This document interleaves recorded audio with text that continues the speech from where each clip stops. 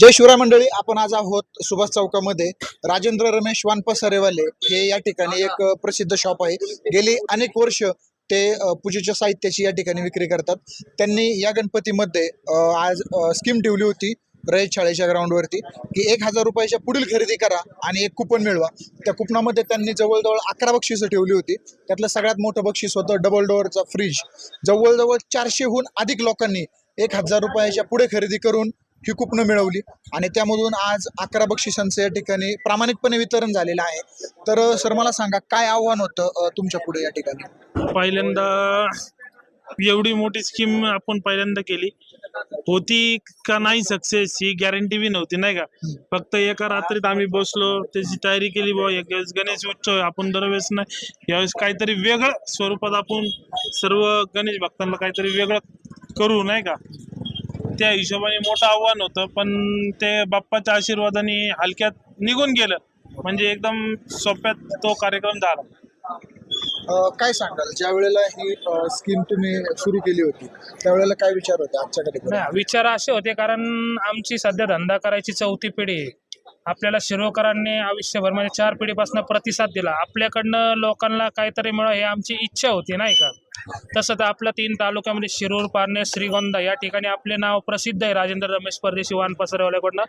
आज 4 पिढीपासून लोकांनी आपल्याला देत आले. मग आपल्याकडनं तर काहीतरी लोकांना ज्याच्या घरात ह्या वस्तू नाहीत त्यांना अशी लावा अशी आपली इच्छा होती आणि ती देवाच्या इच्छेप्रमाणे ती सक्सेस झाली. तर एक उद्योजक मित्र आहेत, तर त्या ह्या याने तुम्ही दृष्टिकोनाने कसं पाहता या दोघांकडे?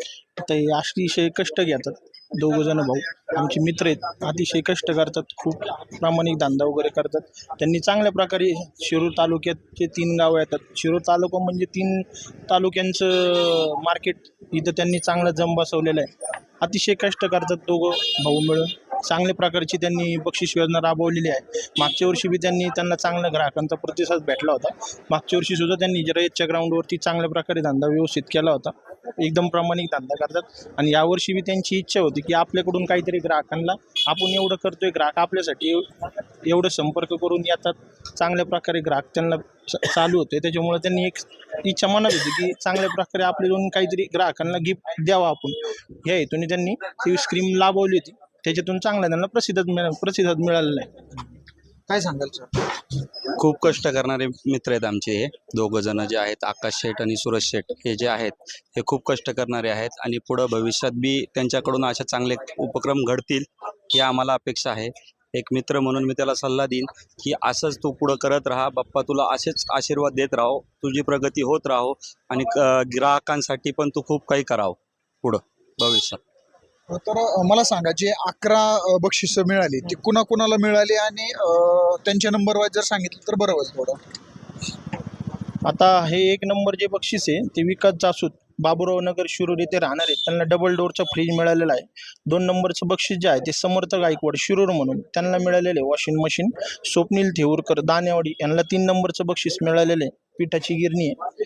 आणि 4 नंबरचं जे बक्षीस आहे ते चैतन्य कापशे पाषाणमाळा शिरूर येथे त्यांना LED भेटलेला आहे. 5व्या क्रमांकाचं बक्षीस आहे सुहास जाधव रामलिंग रोड, त्यांना पिठाची गिरणी भेटलेली. सॉरी, मी मगाशी पिठाची गिरणी बोललो, त्यांना LED TV लागलेला आहे. विशाल भोर शिरूर यांना 6 नंबरचं बक्षीस मिळालेलं आहे गॅस शेगडी.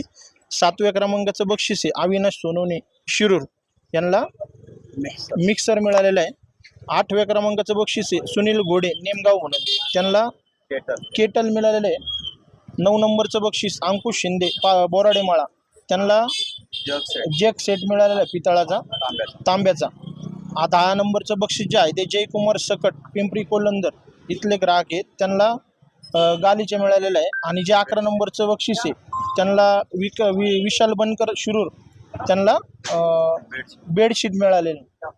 असे 11 विजेते आहेत.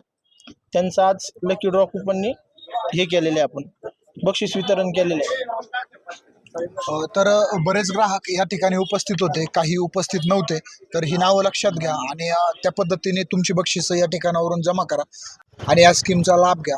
अशाच अपडेट पाहण्यासाठी शिवश्री न्यूजला फॉलो करा आणि सबस्क्राईब करा. धन्यवाद.